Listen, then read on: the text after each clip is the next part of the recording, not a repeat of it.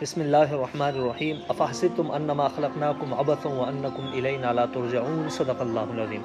انتہائی واجب الاحترام قرآن کریم کی اس آیت مبارکہ میں اللہ رب العزت انسانوں کو مخاطب کر کے بیان فرما رہے ہیں کہ اے انسان، اگر تمہاری یہ سوچ ہے کہ ہم نے تمہیں بیکار پیدا کیا یا تم ہماری طرف لوٹ کر نہیں آؤ گے، تو یہ سوچ تمہاری بالکل غلط ہے۔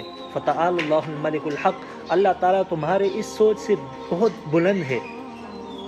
انسان جس وقت کچھ بھی نہ تھا، اللہ رب العزت نے اس انسان کو پیدا فرمایا اور اس انسان کی خلقت کی ابتدا اس طرح سے کی کہ یہ انسان اس کو سوچ کر حیران رہ جاتا ہے کہ ایک نطفے سے انسان کی پیدائش اللہ رب العزت نے کی۔ تو آپ سوچ لیجئے کہ وہ رب جو پہلی مرتبہ اس طرح سے انسان کو پیدا کر سکتا ہے، اس کے لیے دوسری مرتبہ پیدا کرنا کوئی مشکل بات نہیں۔ اللہ تعالیٰ ہر چیز پر قادر ہے۔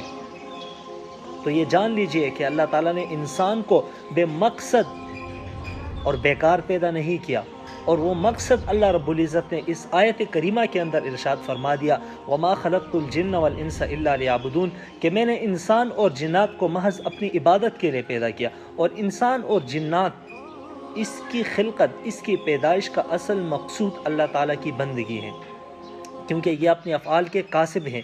افعال کا خالق تو اللہ تعالیٰ ہے، لیکن اللہ تعالیٰ کی تمام مخلوقات میں اگر دیکھا جائے تو انسان اشرف المخلوقات ہے، اور اشرف المخلوقات ہونے کی وجہ سے اللہ رب العزت نے اس کے اوپر اپنے احکامات کو لاگو کیا ہے۔